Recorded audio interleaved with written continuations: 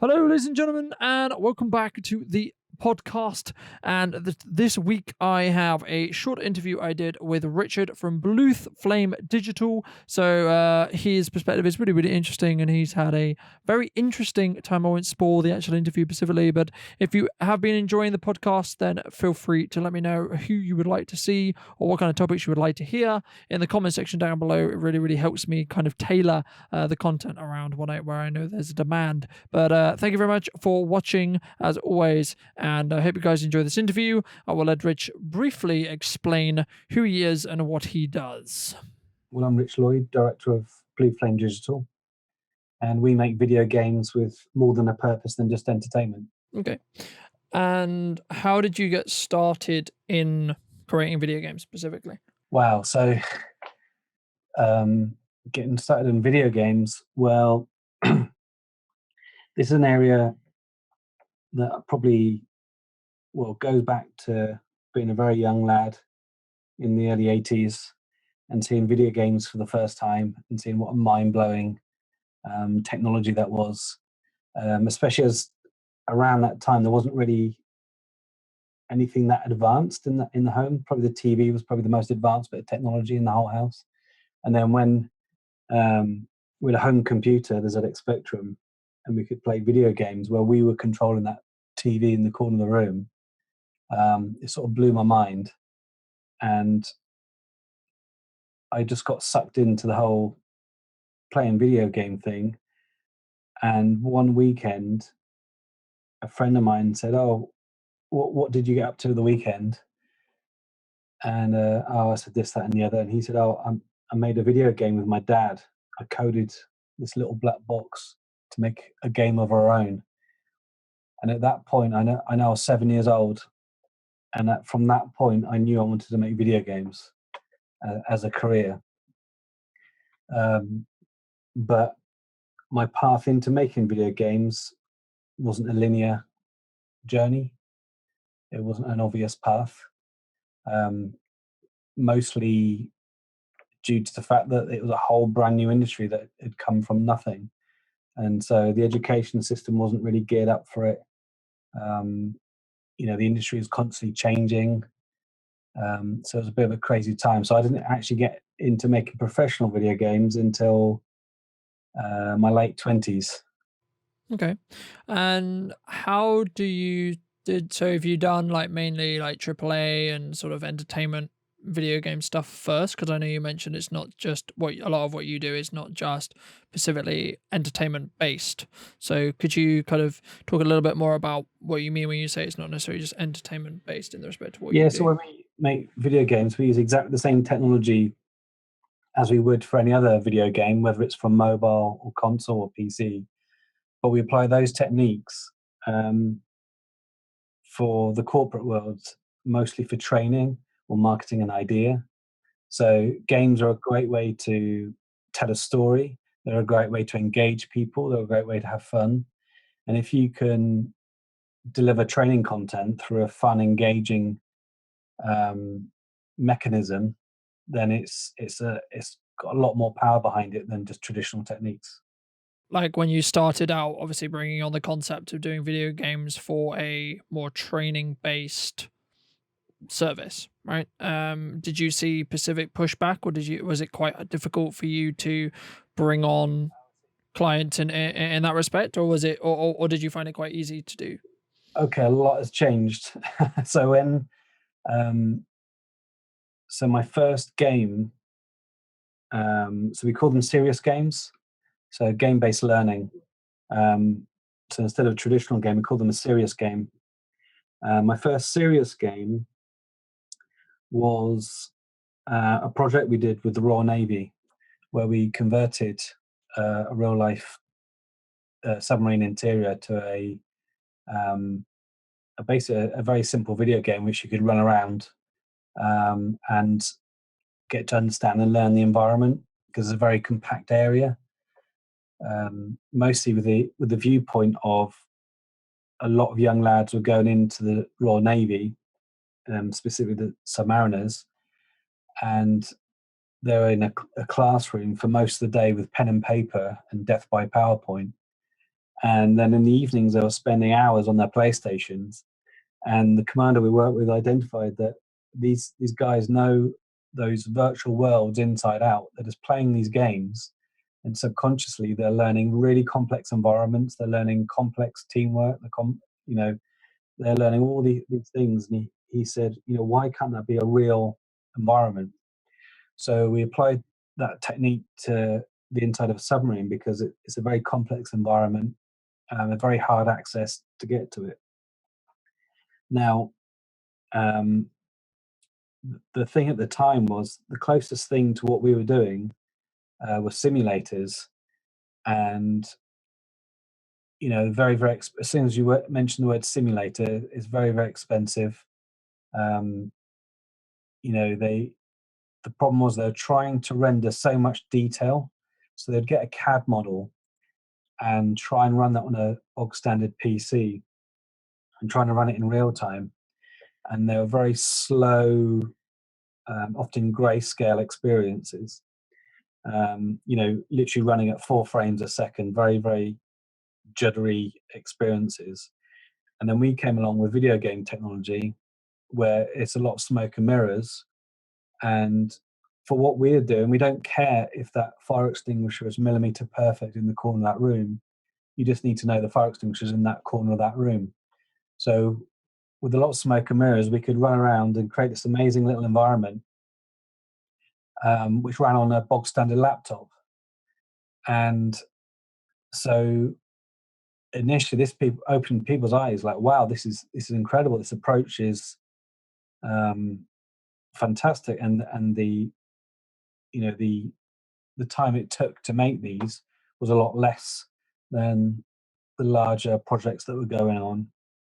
Now, my approach would be to take it a step further, and if you really wanted to understand, for example, the layout of a submarine, and you wanted to learn all the locations of fire extinguishers around the submarine.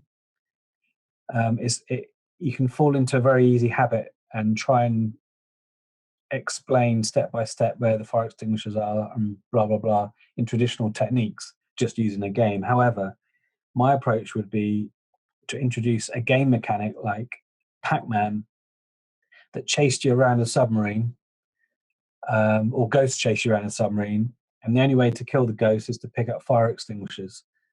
Now, the different ghosts might have different abilities or weaknesses, and the different types of fire extinguishers would kill the different types of ghosts. So it might be there's an electrical ghost, so you need to find the electrical fire extinguisher, right? So a water fire extinguisher isn't good on electrical fire. So without even mentioning all the boring stuff, a player would quite quickly learn which fire extinguisher would be the right appropriate one at, at the time, right?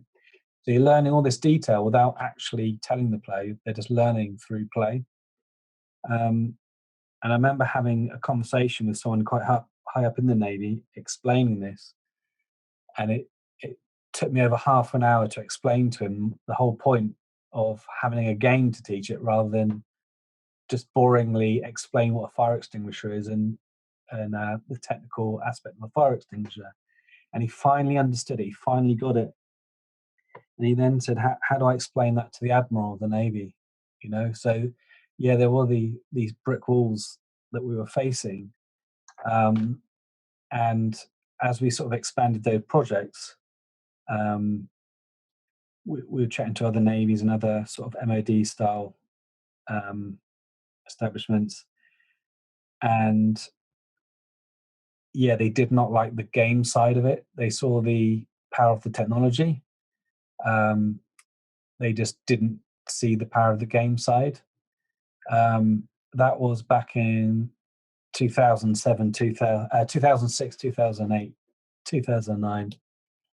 Fast forward, and I think everyone's a lot more on board with the concept now and the power of games, and um, everything's so much more accessible now. No, it's interesting because I think that from my side anyway, I didn't necessarily correlate the idea of like ghosts going around a ship and that kind of thing, but I can see how that would really work, and how that could really like passively teach you which fire extinguishers work with what and that kind of thing. In because I'm thinking, how else would they normally go about actually teaching that? I imagine it's okay. This fire extinguisher is used in X, Y, and Z, right? In like a PowerPoint perspective, and very boring, and doesn't necessarily like lock into what you think, or how you think, or it doesn't necessarily become instinct very quickly when it's that way. And I think that instinctively it is closer to, being instinctive by it being more gamatized, so to speak, in that respect. So no, that's really interesting. How has obviously we're in a global pandemic at the moment, but has it kind of affected how you've been able to work, or projects that you have actually been able to take on, or have you possibly seen an upswing in interest in what you do because of the pandemic? Yes, it's really interesting times. And we, if you'd asked me um, a couple of weeks before lockdown if it was going to affect our business, I didn't think it'd have that much of an impact. The biggest impact probably was just rejigging um, the setup to a home environment. So I actually lost a couple of days from just moving kit and getting set up and getting settled in. That was a longer process than I thought it was going to be. Um, then just sort of settling into a new environment where um, you've got kids at home, and just walking in when you're in the middle of a big complex problem solving exercise or whatever. So there's new boundaries that have to be set. But in the big scheme of things, yeah, there was a few niggles going into it. But actually, as a business, the whole team worked remotely anyway, so we're all very used to working together without having to be in the same room. Um, all our tools are mostly online and synchronized online.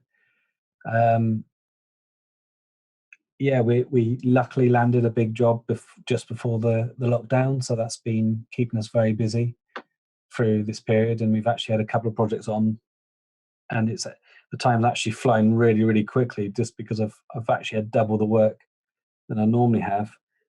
I was really hoping for a bit of a slower pace and some downtime and some extra hours in the day, but I've actually ended up working twice as long and twice as hard through this. So um, yeah, it's not. If anything, it's probably had positive impacts on the business. Okay. That's interesting to hear, because a lot of the people I have spoken to have said, well, this is a tough time for us. We're not really making any money.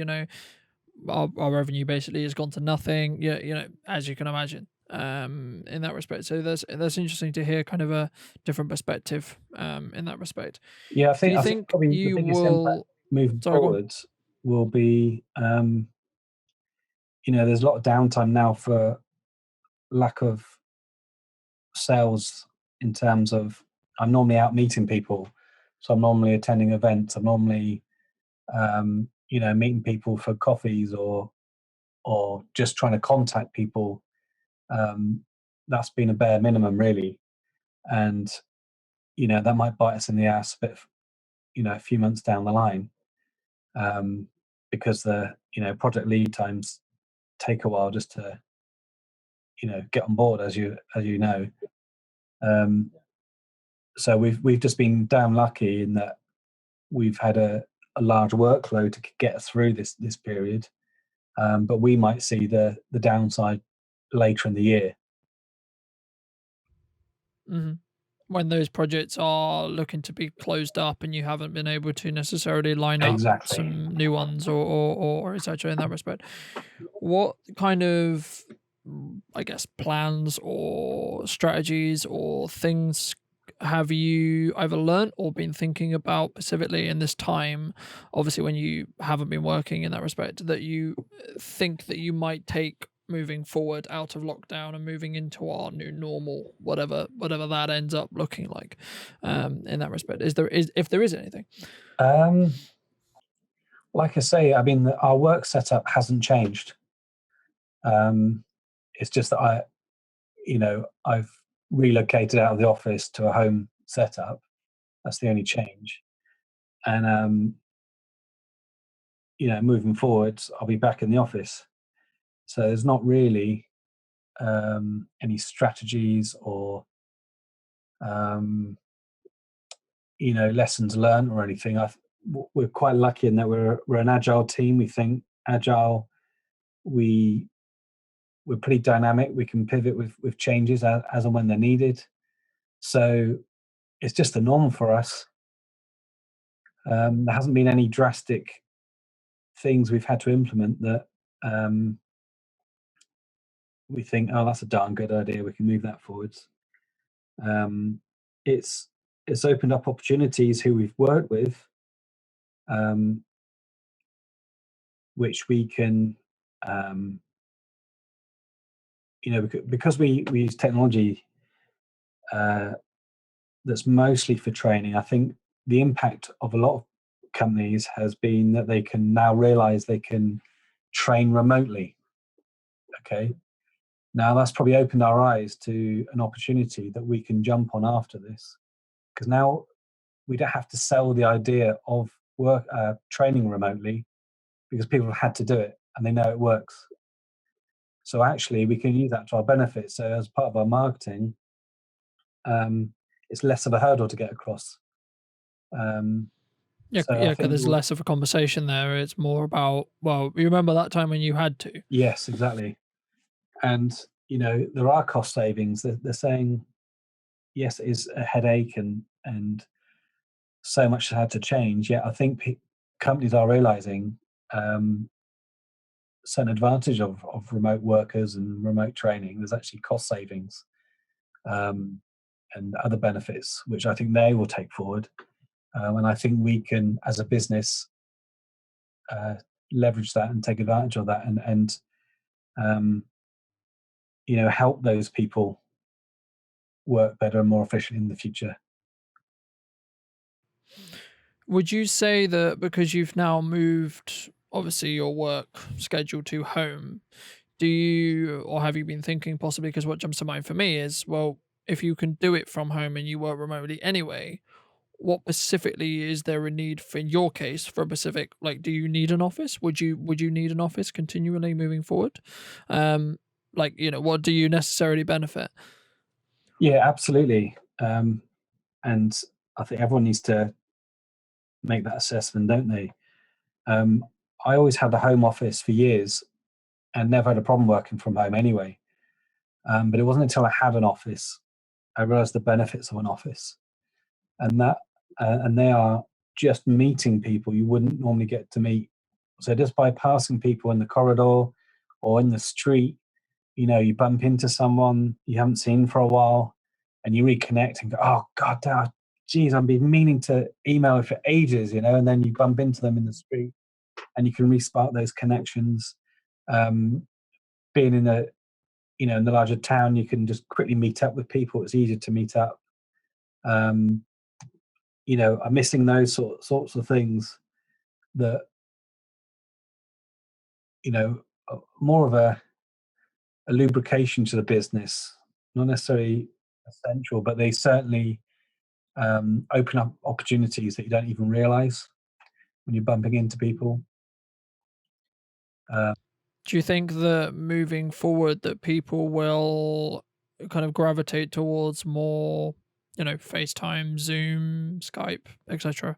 um meetings, instead of like, let's go to a coffee shop and meet for coffee, or let's go and get a beer, or etc. I think that certain companies will be a lot more open to the virtual meetings and conferences and things. I think for um, smaller companies, I think that personal touch is important still. I don't know, maybe it'll open up more meeting opportunities with the larger companies because they're more up for the Zoom calls and virtual meetings and things. So maybe it will open up to more. Okay, no, it's an interesting perspective to hear, because I think that it's going to be a kind of mix between the two. It will be like, do we really need to meet for this meeting? Do we really need to bring everyone into the office for this meeting, or can we just do it on a conference call? right? Or, if there's a specific thing, can we do it virtually or should we do it in person? I think it's going to be more one of those situations. Obviously, when we can do that, like I think it's going to be one of those sort of, is this really necessary to have a in meeting person or not? One of those things. Because I think from a time efficiency point of view as well, I think in some ways doing it virtually can actually be more time efficient if you can necessarily, still get to the purpose of the meeting and get everything that needs to be talked about or discussed covered in that Yeah, respect. absolutely. And um, for us though, the whole team works remotely, so all our calls are remote. So it's not like a case of getting everyone together and meeting all in the same place. It doesn't actually happen very often. Um, but I would personally, I'd prefer to meet for a coffee or a beer. You know, um, just I'd rather speak to someone face to face. It's a more enjoyable experience. Um, but but yeah, I think definitely for these larger corporations who just have meetings for meetings that then establish another meeting, I think they will soon realise the advantages of uh, these virtual meetups. Yeah, these were virtual meetups and meetings. Okay, no, that's interesting. I think that a lot of people when they're in this lockdown and you know a lot of them are basically alone to think about what they want to do. I think a lot of people will come out of it with the plan or the idea that they may want to start a business or they may want to start their new thing, whatever that thing may be. Do you have any advice for those people who are looking to either start building it now or are looking to definitely start like really bringing it up or really start building it when lockdown is over and when things go quote unquote back to normal? Oh gosh, I mean, um, you know, having an entrepreneurial mindset, I am absolutely jealous of all the people that might have downtime at the minute. Um, you know, geez, there's so many opportunities, and if you've got time on your hands now, you really should be making the most of it. I know there's certain life stresses and pressures which this time is bringing. However, if you are sat there and if the concept of boredom hits your mind, then you need to be doing something about it. I can't even remember the last time I was bored. I'd love to be bored. Um, if this is if you're thinking about an idea or a business right now, then you really have all the time to do that market research. You need, skill up in whatever skill you need to do, connect with the people you need to connect with. Um, yeah, I mean, absolutely. Grab this time with both hands and make the most of it because, um, unless we have a second wave of this and we get locked down again, this is really a rare moment in time where you've got this time to make the most of it. And also like I think also in some ways experiment with things that you don't necessarily know will work, but you know, just try a load of things out. So like, oh, I've got six different business ideas. No idea if I want to do any of them. Let's just theorize to my friends, theorize to my family through Zoom calls or whatever. What would you think about this business idea? What do you think about this business idea? Is this feasible? Where are the holes, etc. And that kind of thing. And you kind of think move forward faster in the respect to where specifically you want to go. And I think that again, this also comes back to sort of if you are someone who is running a business as well, specifically, looking. Well, I know personally, I've been looking at where are my business weaknesses, so to speak, right? Where am I specifically vulnerable in what I'm doing, and how can I make myself not as vulnerable? Have you seen anywhere within your business model that you think you are quite vulnerable, or anything that you think needs strengthening in your structures or etc. like that? Yeah, so we identified a vulnerability a little while ago, which we've been working on, and that is realizing that most of our work, if not all of it, came from project work. So um, the vulnerability is if the project stops, then your income stops. So to rectify that, we've been working on our own products, our own digital products, our own IP that can be selling at any point. So it doesn't rely on um, our time being invested into to get the money. The mechanism is there to be put in place of products sell and create a baseline income um, to complement the the the project work income, and we're actually working towards trying to get the majority of our income from products over the next couple of years. Mhm. So then you are more, I guess, in some ways, ready for something like this if it happened again, and in that respect, you're a lot more um, structure. You have a lot more structure in the respect to your income sources. I mean, that's something that I've been discussing quite a bit in content and also looking at for myself as well. Is like, well, what if I get no clients for the next 4 months? Right? What if no one's investing in their business right now, or no one's looking to get marketing done, or whatever? What can I still be doing to diversify my income sources? And I imagine the same would be true for a lot of what you do as well. And I think that there's a lot of benefit in understanding that and seeing that as a weakness, and then working out how do you go about actually executing on those ideas, and how do you move forward with them as well. Yeah, and it's also about maximizing um, your time and effort. So a product is fine. You make a product and then you can sell it a million times, right? But also, if you're doing project work, you've got to ask yourself, are there any products that we could make off the back of this project? So, can we reskin this project? Can we extract libraries that we've created in this project and resell them? Can we reuse them to speed up the next project to make them quicker? It's about, you know, every time you do something, you've got to really make an assessment. So, well, actually, was this really a one off, or can I reuse this? Can I, um, you know, make money again from this effort, time and effort that you've put into it? So I think it's a sensible, um, work approach. Is every time you do something or spend money on yourself or your team making something or doing something, can you maximize that and reuse it? Yeah, and possibly actually generate some revenue from it as well. On the back end, or, Yeah, or by reusing it for other projects that then in turn will speed that project up, I imagine, as well.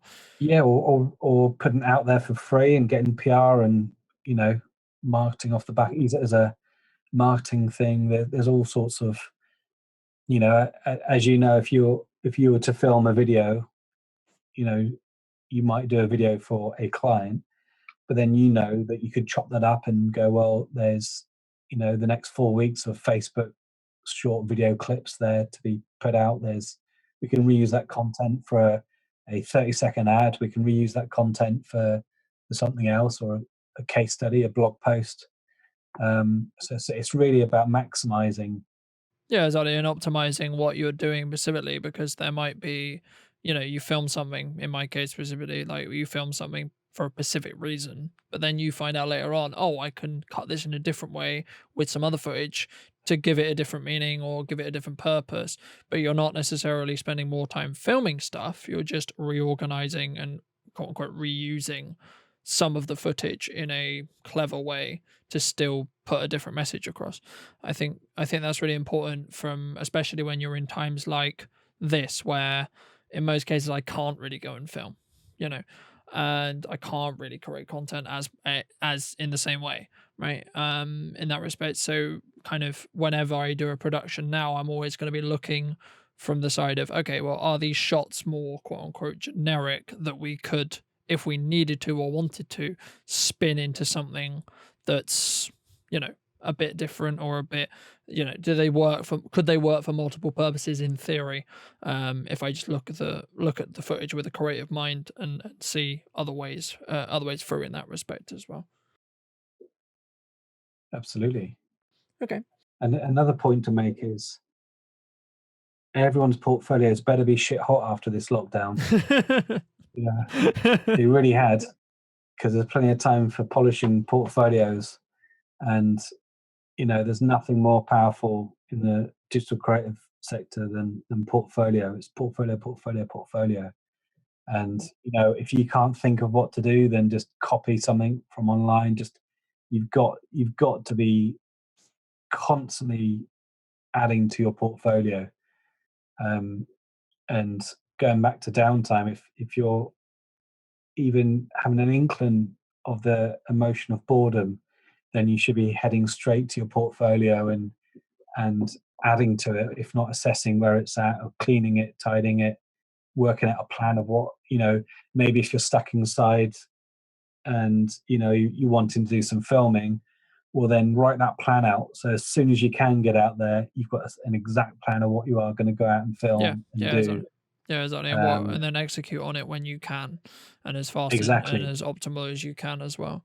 But I think there's also, I've seen some filmmakers use this time very creatively in the respect to, they're polishing up how to film something simple like a pen or a phone or Yeah, a ring or, product in that respect. Or, just getting more familiar with the camera if you're really, new to it, and you want to, maybe you want to start a new hobby, etc. It doesn't necessarily always have to be specifically business related. If you're getting into photography and you just so happen to have a camera at the start of lockdown, just take images out your window. Just mess around, see what exactly. settings do. Still practice, still try and do things. And the same with, like, in your trade, if say for example I wanted to suddenly learn to code, okay, I'm going to put this amount of time a day into learning to code. I'm going to build my connections in the game industry, so then when I come out I can then, you know have some stuff like, here you go, here's what I did, right? Yeah, And exactly. talking to people like yourself about, oh, how can I make this better, or where can I go from here, and that kind of thing. I think that's really important, and I think now people are more starting to do that than they were, say, first couple of weeks in. Yeah, and I really hope that people start introducing this into their lifestyles and realizing they have got potential, and they can bring ideas to life, because as soon as they realize they bring this into their lifestyle, then they realize how powerful that can be to enhancing their skills and their connections. Um, you know, I always say it. I think Twitter is one of the most powerful tools for um, our industry, sort of connecting with other like-minded people, sharing ideas, um, getting introduced to people, um, helping people. It's a really powerful tool, and if you start making that part of your lifestyle, and you're building your portfolio, and you're learning new skills, and you're playing with those skills, um, then it can be nothing but a good thing. Yeah. I mean, that was kind of my next question was going to be like, do you think that there's obviously going to be an economic, like, knock-on effect from this, but do you, like, what advice would you give people who, and possibly even yourself in the future, when things are looking not ideal? How should you spend your time? How should you try and get more work? How should you try and kind of generate, you know more sustainable things, or more work in that respect? Gosh, there's if a if you few. if you know, right?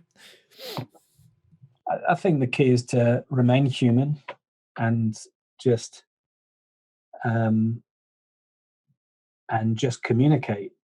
You don't have to broadcast your life on social media, but you can communicate and be honest about your situation, or um, what you want to be achieving.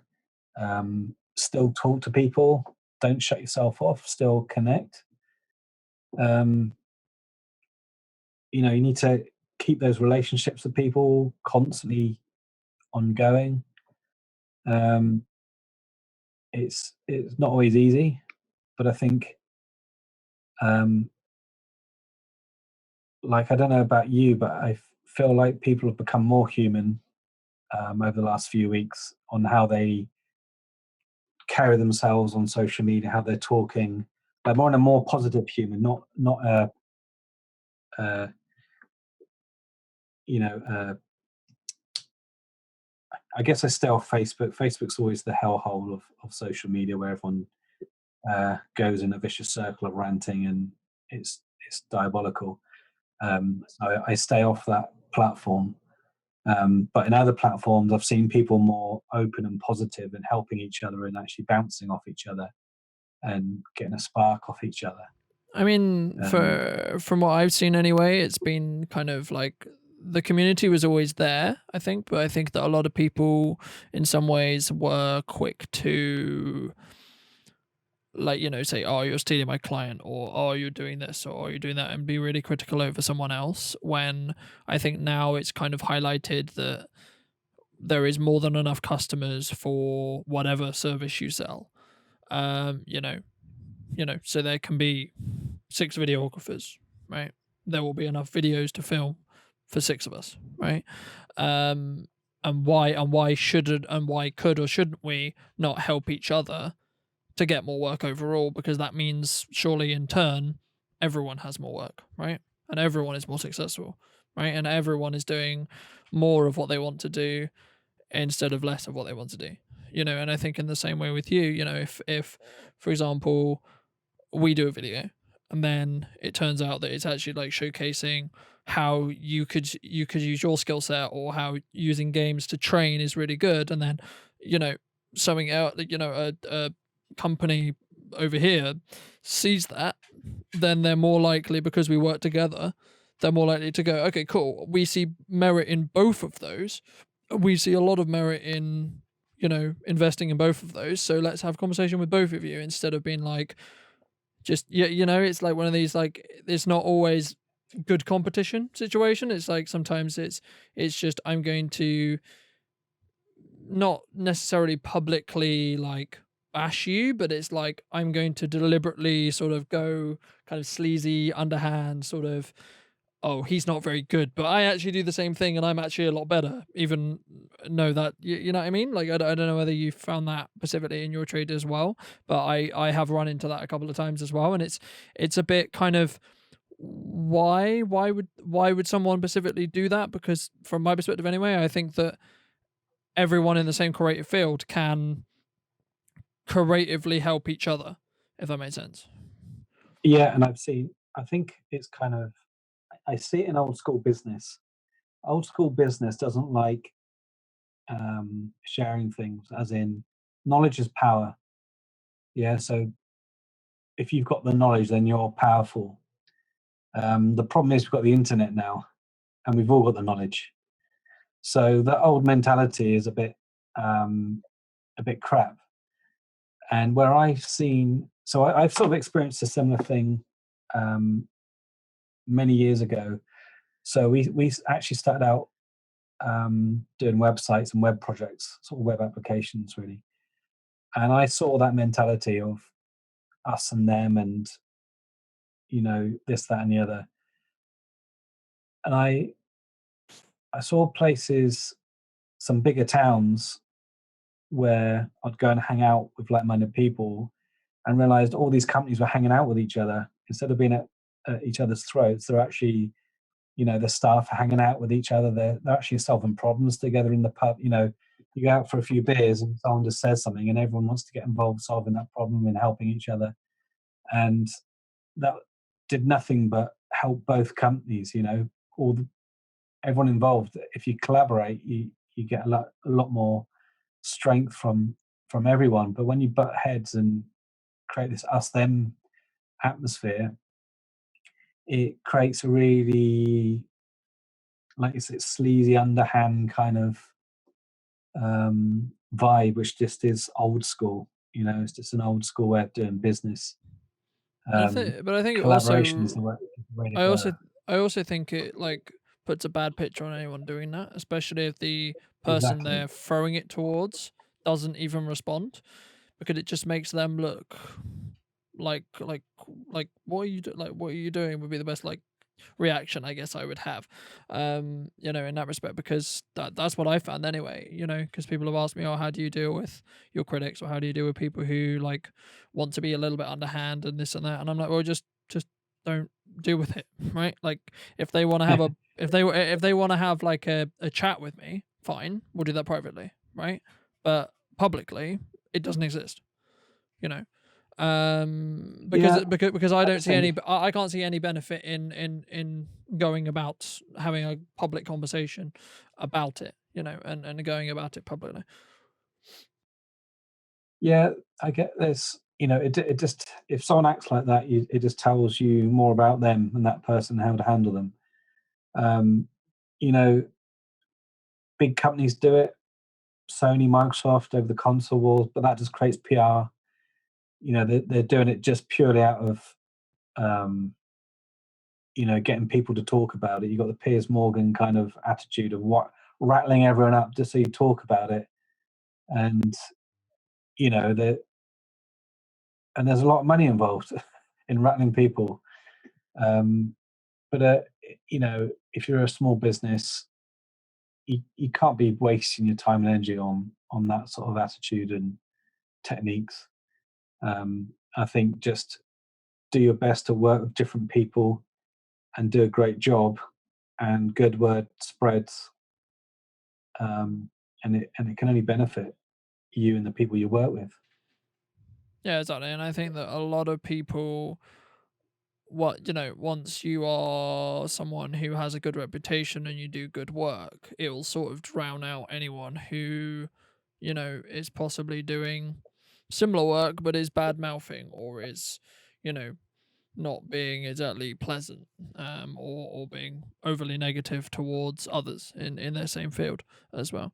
Anything else you wanted to mention, wanted to talk about, wanted to go over, that you thought Can we go to the pub yet? of? Um, No, unfortunately not. Well, actually, by the time this comes out, possibly, but I yeah, doubt it. maybe. No, I do. I do look forward to going back to a proper pub and just hanging out with people. I think we're quite a far way away from that, and unfortunately though. I think that's going to be, you know, quite a bit away for the time being anyway. But we'll see, I guess. Yeah, we'll play it by ear. We're happy to run with it. Okay, cool. Well, thank you for taking this time and coming on, Richard. I think that you gave some really nice insights on specifically, you know, stuff that otherwise people wouldn't necessarily think about or or hear about in that respect as well.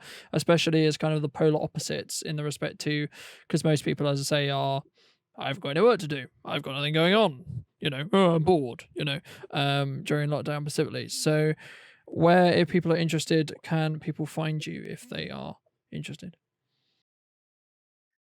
Well, Blue Flame Digital is blueflamedigital.co.uk. It's our website. If you want to chat and hang out with me online on Twitter, my handler's at rich_Lloyd. Um, yeah, always up for a chat about anything.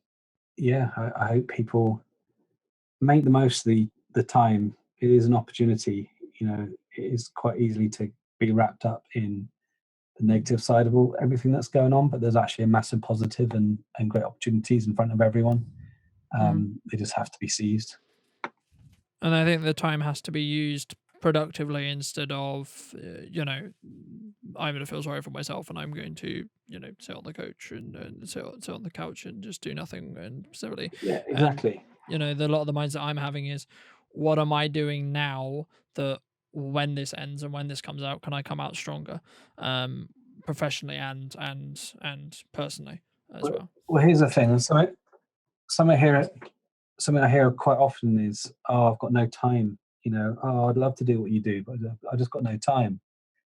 And well, that's not an excuse right now. You know, so what if you still haven't done it? Well, then what's your excuse now? Um, you know, before the lockdown, and people say, "Oh, I haven't got time to learn new skills. I haven't got time to do what you do." But then they'll tell me that they've watched back to back 5 seasons of the latest Netflix series or whatever. So it's about priorities. What you're prioritizing in your life. Um, do you really want to do what you're doing right now, or do you want to be doing other stuff? And if it's other stuff, well, then you need to cut out the 5 seasons of back-to-back Netflix series. But like I say, if time was a problem before, you haven't got that excuse now. So what are you going to do about it? What have you done about it? And I think, don't feel bad if you haven't done anything yet. You can't cry over spilt milk. It is what it is. But if you want to make that change now, make it now and move forwards from this point, and maximize your time from now. Yeah, exactly. I mean, like even when because I think everyone's aware that everyone has bad days and etc. And everyone goes through better days and bad days, right? So I think from my perspective anyway, and how I'm looking at it is, what can I do today that was the same or better than yesterday? You know, specifically, and what am I doing right now? Even if it's oh cool, I spent 2 hours working today, right? That's still 2 hours better than not working at all, right? Or etc. And taking those small steps will still be better than not taking any steps at all. Of course, if you can do more, then try to. But again, it's this like constant balancing act. And people have asked me, "Oh, how are you dealing with it?" and this and that. And it's like, well, no one knows how to deal. No one knows how to deal with it. No one knows how to feel because we haven't had to deal with this situation in the modern era, right? We haven't really had to deal with it before now. So no one knows how to feel. So just do the best you can and try and find ways to either, if you're running a business, try to way to find pivot ways to pivot your business and future proof your business, but also find ways to, if you're not and you want to be, find ways to start building that business.